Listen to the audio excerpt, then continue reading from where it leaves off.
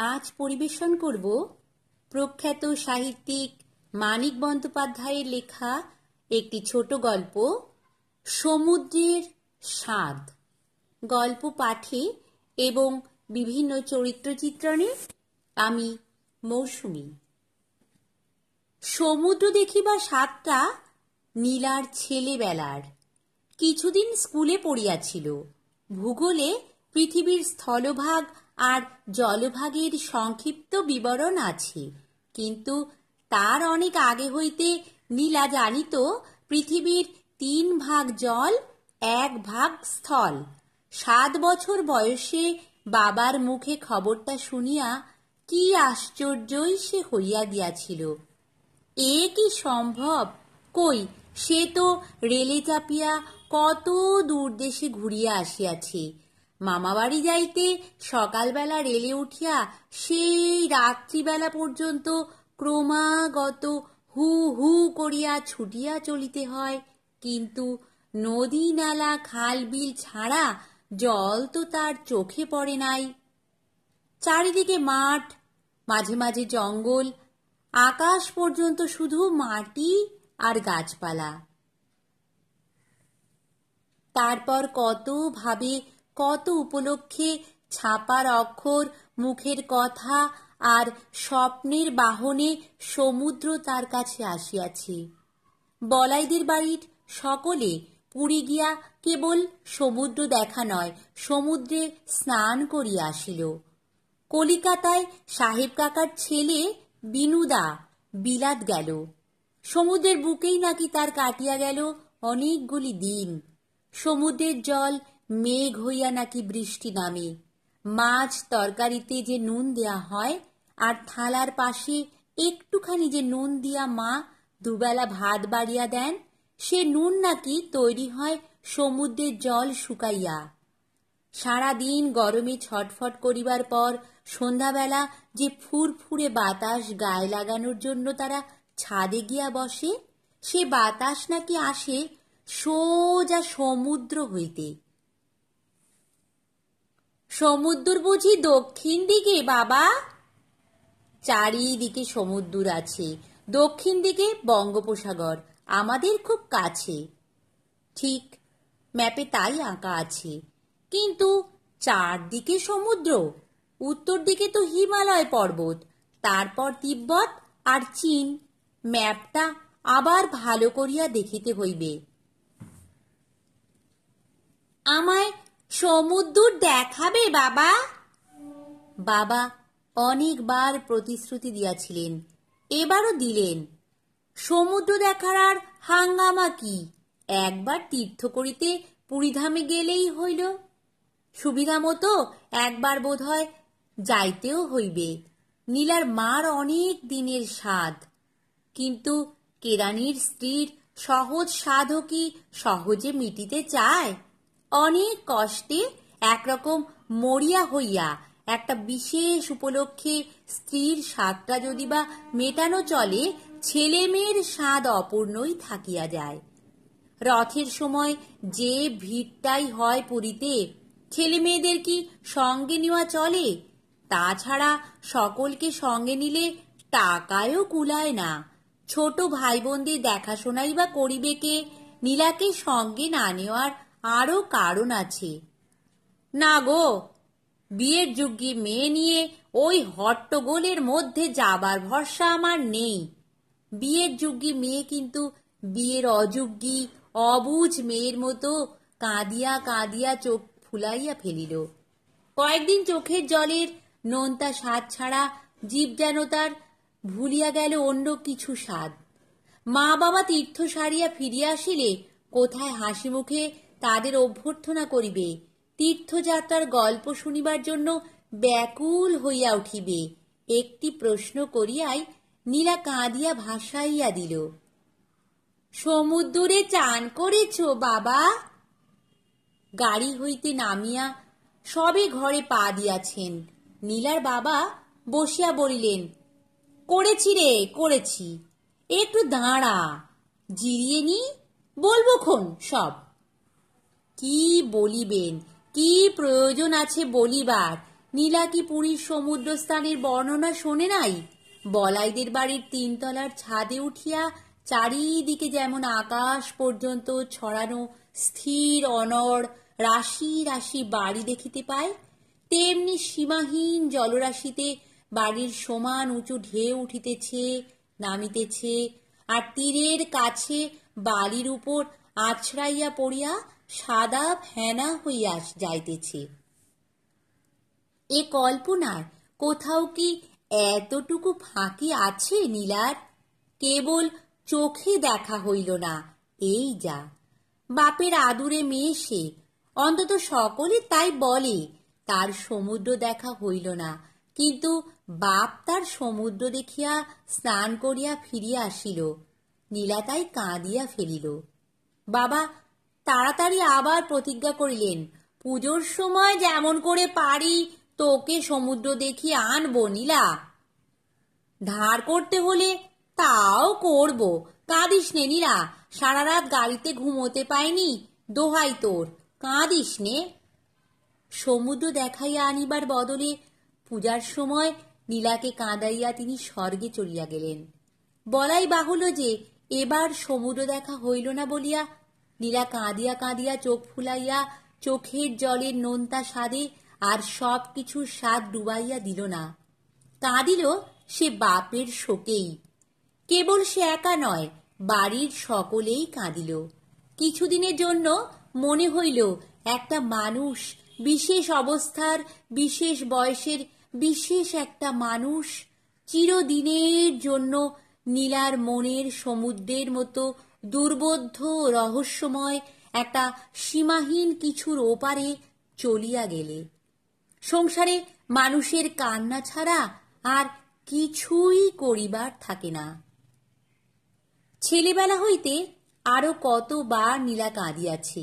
বাড়ির শাসনে কাঁদিয়াছে, অভিমানে কাঁদিয়াছে, খেলার সাথীর সঙ্গে সংঘর্ষ হওয়ায় কাঁদিয়াছে, পেটের ব্যথায় ফোড়ার যাতনায় কাঁদিয়াছে, সমুদ্র দেখার স্বাদ না মেটায় কাঁদিয়াছে।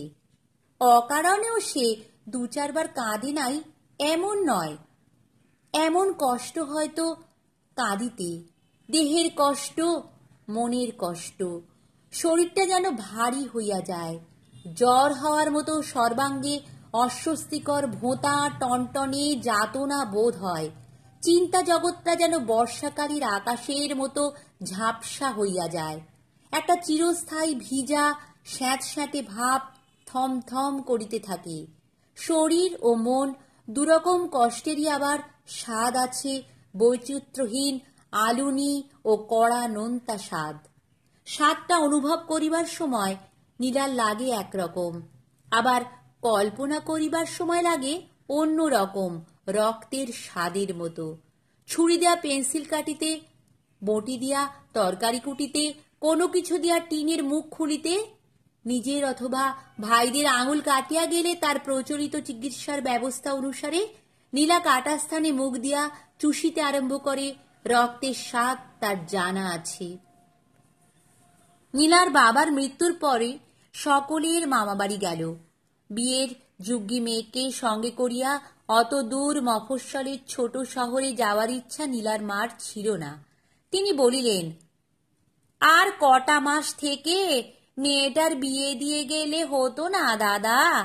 একটা ছোটখাটো বাড়ি ঠিক করে নিয়ে। মেজমামা বললেন, মাথা খারাপ নাকি তোর? অরক্ষণিয়া নাকি মেয়ে তোর? বাপ মরেছে, একটা বছর কাটুক না। ও বলিয়া নীলার মা চুপ করিয়া গেলেন। কেবল তাই নয়, শহরে তাদের দেখাশোনা করিবে কে, খবর চালাইবে কে? মামারা তো রাজা নন। সুতরাং সকলে মামা বাড়ি গেল। সকালে গাড়িতে উঠিয়া অনেক রাত্রি পর্যন্ত হু হু করিয়া চলিলে সেখানে পৌঁছানো যায়। স্থানটির পরিবর্তন হয় নাই। অনেক কালের ভাঙা ঘাটওয়ালা পানা ভরা পুকুরটার দক্ষিণ দিকে ছোট আমবাগানটির কাছে নীলার 2 মামার বাড়িখানিও পরিবর্তন হয় নাই। কেবল মামারা, মামিরা আর মামাতো ভাই বোনেরা এবার যেন কেমন বদলাইয়া গিয়াছে। কোথায় সেই মামার বাড়ির আদর, সকলের আনন্দ, গদগদ ভাব, অফুরন্ত উৎসব। এবার তো একবারও কেউ বলিল না এটা খা ওটা খা। তার বাবার জন্য কাঁদাকাটা শেষ করিয়া ফেলিবার পরেও তো বলিল না একটু কাঁদিবে নাকি দিলা। বাবার জন্য মাঝে মাঝে যেটুকু কাঁদে, তারও উপরে মামাবাড়ির অনাদর অবহেলার জন্য একটু বেশি রকম কান্না। কিছুকাল কাটিবার পর এ বিষয় ভাবিয়া কিছু ঠিক করিবার প্রয়োজনটা মিটিয়া গেল। আপনা হইতে যথেষ্ট কাঁদিতে হইল নীলাকে। ছেঁড়া ময়লা কাপড় তো নীলা জীবনে কখনো পরে নাই, গোবর দিয়া ঘর লেপে নাই, পানাপুকুরে বাসন মাজে নাই, কলসি কাঁখে জল আনে নাই, বিছানা তোলা, মশলা বাটা, রান্না করা লইয়া দিন কাটায় নাই। এমন ভয়ানক ভয়ানক খারাপ কথার বকুনিও শোনে নাই। হায়, একটু ভালো জিনিস পর্যন্ত সে যে খাইতে পায় না। এমনি তার শরীরের নাকি এমন পুষ্টি হইয়াছে যে কোনো ভদ্র ঘরের মেয়ে যা হয় না, হওয়া উচিত নয়, কিন্তু তারই না হয় অভদ্র রকমের দেহের পুষ্টি হইয়াছে। তার ভাই বোনেরা তো রোগা, মামাতো ভাই বোনদের সঙ্গে ওরাও একটু দুধ পায় না কেন? পিঠা পায়েসের ভাগটা ওদের এত কম হয় কেন? এমন ভিখারির ছেলের মতো বেশ করিয়া তার ভাই দুটিকে স্কুলে যাইতে হয় কেন? মামাদের জন্য ভাইরা যে তার দুবেলা খাইতে পাইতেছে, স্কুলে পড়িতে পাইতেছে, এটা নীলার খেয়ালও থাকে না। মামাতো ভাই বোনদের সঙ্গে নিজের ভাই বোনদের আহার বিহারের স্বাভাবিক পার্থক্যটা তাকে কেবলই কাঁদায়। বড় মামি বলেন, বড় তো ছিঁচকাদুনে মেয়ে তোমার ঠাকুরঝি। মেজো মামি বলেন, আদর দিয়ে দিয়ে মেয়ের মাথাটি খেয়েছো একেবারে। নীলার মা বলেন, দাও না তোমরা ওর একটা গতি করে, মেয়ে যে দিন দিন কেমন তর হয়ে যাচ্ছে। পাত্র খোঁজা হইতে থাকে, আর নীলা ভাবিতে থাকে বিবাহ হইয়া গেলে সে আবার শহরের সেই বাড়ির মতো একটা বাড়িতে গিয়া থাকিতে পাইবে, সকলের আদর যত্ন জুটিবে। অবসর সময়ে বলাইদের মতো কোনো প্রতিবেশীর তিনতলা ছাদে উঠিয়া চারিদিকে বাড়ির সমুদ্র দেখিতে পারিবে, বলাইয়ের মতো কারো কাছে সমুদ্রের গল্প শোনা চলিবে। ইতিমধ্যে ম্যালেরিয়ায় ভুগিতে ভুগিতে নীলার একটি ভাই মরিয়া গেল। নীলার মা কি একটা অজানা অসুখে ভুগিতে ভুগিতে শয্যা গ্রহণ করিলেন। বড় মামার মেজো মেয়ে সন্তান প্রসব করিতে বাপের বাড়ি আসিয়া একখানা চিঠির আঘাতে একেবারে বিধবা হইয়া গেল। পানাভরা পুকুরটার অপর দিকের বাড়িতেও একটি মেয়ে আরও আগে সন্তানের জন্ম দিতে বাপের বাড়ি আসিয়াছিল। একদিন রাত ভোর চেঁচাইয়া সে নিজেই মরিয়া গেল।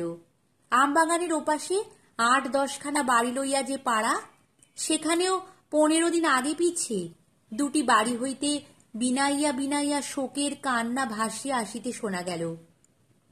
তারপর একদিন অনাদি নামে সদর হাসপাতালের এক কম্পাউন্ডারের সঙ্গে নীলার বিবাহ হইয়া গেল। সমস্ত অবস্থা বিবেচনা করিয়া সকলেই একরকম স্বীকার করিল যে ধরিতে গেলে নীলার বিবাহটা মোটামুটি ভালোই হইয়াছে বলা যায়। মেয়ের তুলনায় ছেলের চেহারাটাই কেবল একটু যা বেমানান হইয়াছে। কচি ডাল ভাঙিয়া ফেলিলে শুকাইয়া যেমন হয়, কতকটা সেই রকম শুষ্ক ও শীর্ণ চেহারা অনাদির। ব্রণের দাগ ভরা মুখের চামড়া কেমন মরা মরা, চোখ দুটি নিষ্প্রভ, দাঁতগুলি খারাপ। এদিকে মামাবাড়ির অনাদর অবহেলা সহিয়া এবং বাবা ও ছোট ভাইটির জন্য কাঁদিয়াও নীলার চেহারাটি বেশ একটু জমকালো ছিল। একটু অতিরিক্ত পরিপাট্য ছিল তার নিটোল অঙ্গ প্রত্যঙ্গগুলির গঠন বিন্যাসে। কিছু বলিবার নাই, কিছু করিবার নাই, মুখ বুজিয়া সব মানিয়া লইতে হইল নীলার। বিশেষ আর এমন কি পরিবর্তন হইয়াছে জীবনের? বাস কেবল করিতে হয় অজানা লোকের মধ্যে, যাদের কথাবার্তা চালচলন নীলা ভালো বুঝিতে পারে না, আর রাত্রে শুইয়া থাকিতে হয় একটি আধ পাগলা মানুষের কাছে, যার কথাবার্তা চালচলন আরো বেশি দুর্বোধ্য মনে হয় নীলার। কোনোদিন রাত্রে সংসারের সমস্ত কাজ শেষ হওয়ার পর ছুটি পাইয়া ঘরে আসিবা মাত্র অনাদি দরজায় খিল তুলিয়া দেয়। হাত ধরিয়া ঊর্ধ্বশ্বাসে কি যে সে বলিতে আরম্ভ করে নীলা ভালো বুঝিতেই পারে না। কেবল বুঝিতে পারে আবেগে উত্তেজনায় অনাদি থর থর করিয়া কাঁপিতেছে, চোখের দৃষ্টি তার উদ্ভ্রান্ত। মনে হয় নীলার আসিতে আর একটু দেরি হইলে সে বুঝি বুক ফাটিয়া মরিয়াই যাইত। কোনোদিন ঘরে আসিয়া দেখিতে পায় অনাদির মুখে গভীর বিষাদের ছাপ, স্তিমিত চোখে দৃষ্টি আছে কিনা সন্দেহ। ঘুম আসে নাই, রাত্রি শেষ হইয়া আসিলেও ঘুম যে আজ তার আসিবে না নীলা তা জানে, কিন্তু হাল সে তুলিতেছে মিনিটে মিনিটে। কি বলিবার আছে, কি করিবার আছে, হয় দাঁতের ব্যথা, নয় মাথা ধরা, নয় জ্বর ভাব, অথবা আর কিছু অনাদিকে প্রায়ই রাত জাগায়। অন্যদিন সে রাত জাগে নীলার জন্য। সুযোগ পাইলে নীলা চুপি চুপি নিঃশব্দে কাঁদে। সজ্ঞানে মনের মতো স্বামী লাভের তপস্যা সে কোনো দিন করে নাই। কিরকম স্বামী পাইলে সুখী হইবে কোনোদিন এ কল্পনা তার মনে আসে নাই। সুতরাং আশাভঙ্গের বেদনা তার নাই। আশাই সে করে নাই, তার আবার আশাভঙ্গ কিসের? অনাদির সোহাগেই সোহাগ পাওয়ার স্বাদ মিটাইয়া নিজেকে সে কৃতার্থ মনে করিতে পারিত। উত্তেজনা ও অবসাদের নাগরদোলায় ক্রমাগত স্বর্গ ও নরকে ওঠানামা করার যে চিরন্তন প্রথা আছে জীবনযাপনের, তার মধ্যে নরকে নামাতে তুচ্ছ আর বাতিল করিয়া দিয়া সকলের মতো সেও একটা বিশ্বাস জন্মাইয়া নিতে পারিত যে স্বর্গই সত্য, বাকি সব নিছক দুঃস্বপ্ন। কিন্তু স্বামী তো মেয়েদের সব নয়। গত জীবনের একটা বড় রকম প্রত্যাবর্তন তো নীলা আশা করিয়াছিল। সে প্রত্যাবর্তনের সঙ্গে শহরে তাদের সেই আগেকার বাড়িতে থাকা সকলের না হোক অন্তত একজনের কাছে সেই রকম আদর যত্ন পাওয়া, অবসর সময় বলাইদের মতো কোনো প্রতিবেশীর তিনতলা বাড়ির ছাদে উঠিয়া চারিদিকে বাড়ির সমুদ্র দেখা, আর বলাইয়ের মতো কারো মুখে আসল সমুদ্রের গল্প শোনার মোটামুটি একটা মিল আছে। এখানে নীলাকে বিশেষ অনাদর কেউ করে না। লজ্জায় কম খাইয়া মামাবাড়ির চেয়ে এখানেই তার পেট ভরা খাওয়া জোটে। এখানে তাকে সে যে দয়া করিয়া আশ্রয় দেওয়া হয় নাই, এখানে থাকিবার স্বাভাবিক অধিকারটাই তার আছে, এটা সকলে যেমন সহজভাবে মানিয়া লইয়াছে, সে নিজেও তেমনি আপনা হইতে সেটা অনুভব করিয়াছে। মামাবাড়ির চেয়েও এখানকার অজানা অচেনা নরনারীর মধ্যে ঘোমটা দেওয়া বধূজীবন যাপন করিতে আসিয়া নীলা তাই স্বস্তি পাইয়াছে অনেক বেশি। তবু একটা অকথ্য হতাশার তীব্র ঝাঁঝালো স্বাদ সে এখন অনুভব করিয়াছে এখানে। গুমরাইয়া গুমরাইয়া এই কথাটাই দিবা রাত্রি মনের মধ্যে পাক খাইয়া বেড়াইতেছে যে সব তার শেষ হইয়া গিয়াছে, কিছুই তার করার নাই, বলার নাই, পাওয়ার নাই, দেওয়ার নাই। সানাই বাজাইয়া একদিনে তার জীবনের স্বাদ আহ্লাদ সুখ দুঃখ আশা আনন্দের সমস্ত জের মিটাইয়া দেওয়া হইয়াছে। কাঁদছো নাকি? কি হয়েছে? কাঁদিনি তো। কাঁদিতে কাঁদিতেই নীলা বলে সে কাঁদে নাই। জানুক অনাদি, কি আসে যায়, কাঁদা আর না কাঁদা সব সমান নীলার। নীলার কান্নার মৃত সঞ্জীবনী যেন হঠাৎ মৃতপ্রায় দেহে মনে জীবন আনিয়া দিয়াছে। এমনি ভাবে অনাদি তাকে আদর করে, ব্যাকুল হইয়া জানিতে চায় কেন কাঁদিতেছে নীলা, কি হইয়াছে নীলার। এখানে কেউ গালমন্দ দিয়াছে, মা বোনের জন্য মন কেমন করিতেছে, অনাদি নিজে না জানিয়া মনে কষ্ট দিয়াছে তার। একবার শুধু মুখ ফুটিয়া বলুক নীলা, এখনই অনাদি প্রতিকারের ব্যবস্থা করিবে। কিন্তু কি বলিবে নীলা, বলার কি আছে? সে কি নিজেই জানে কেন সে কাঁদিতেছে? আগে প্রত্যেকটি কান্নার কারণ জানা থাকিত। কোন কান্নার বকুনি, কোন কান্না অভিমানের, কোন কান্না শোকের, আর কোন কান্না সমুদ্র দেখার স্বাদের মতো জোরালো অপূর্ণ স্বাদের। আজকাল তবু যেন একাকার হইয়া গিয়াছে সব। কান্নার সমস্ত প্রেরণাগুলি যেন দল বাঁধিয়া চোখের জলের উৎস খুলিয়া দেয়। সেদিন অনাদি ভাবে কান্নার কারণ অবশ্যই কিছু আছে, নীলা মুখ ফুটিয়া বলিতে পারিল না। পরদিন আবার তাকে কাঁদিতে দেখিয়া সে রীতিমতো ভড়কাইয়া যায়। কান্নার কারণটা তবে তো নিশ্চয়ই গুরুতর। আরো বেশি আগ্রহের সঙ্গে সে কারণ আবিষ্কারের চেষ্টা করে এবং কিছুই জানিতে না পারিয়া সেদিন তার একটু অভিমান হয়। তারপর দুদিন নীলা কাঁদে কিনা সে জানে না। দাঁতের ব্যথা আর মাথার যন্ত্রণায় বিব্রত থাকায় অনাদি টের পায় না। পরদিন আবার নীলার কান্না শুরু হইলে রাগ করিয়া অনাদি বলিল, কি হয়েছে যদি নাই বলবে? বারান্দায় গিয়ে কাঁদো, আমায় জ্বালিও না।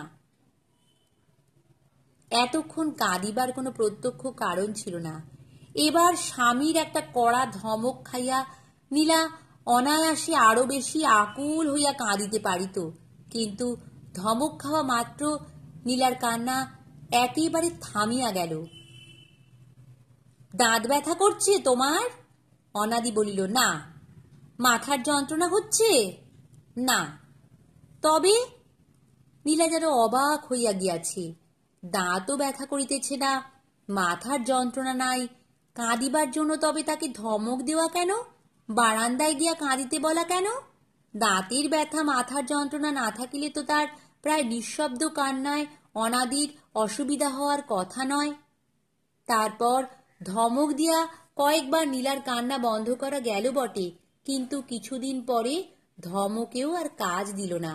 মাঝে মাঝে তুচ্ছ উপলক্ষে, মাঝে মাঝে কোনো উপলক্ষ ছাড়াই নীলা কাঁদিতে লাগিল।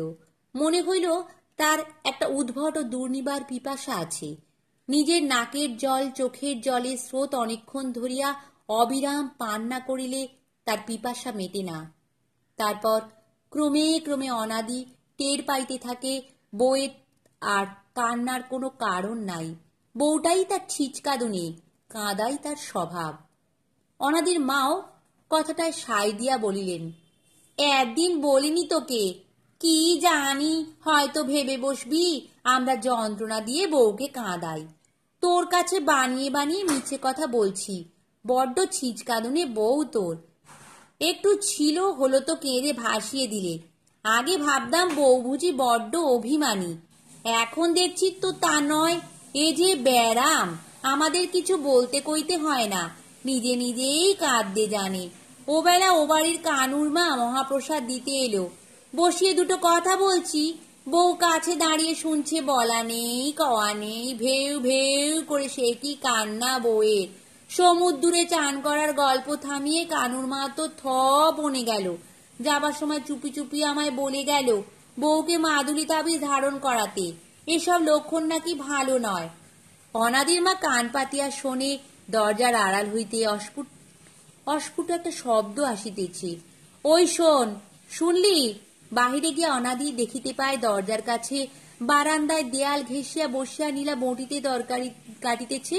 একটা আঙুল কাটিয়া গিয়া টপ টপ করিয়া ফোঁটা ফোঁটা রক্ত পড়িতেছে, আর চোখ দিয়া গাল বাহিয়া ঝরিয়া পড়িতেছে জল। মাঝে মাঝে জিভ দিয়া নীলা জিভের আয়ত্তের মধ্যে যেটুকু চোখের জল আসিয়া পড়িতেছে সেটুকু চাটিয়া ফেলিতেছে। নমস্কার। গল্প পাঠ ভালো লাগলে চ্যানেলটি সাবস্ক্রাইব করে দিও আর লাইক কমেন্ট শেয়ারও করো।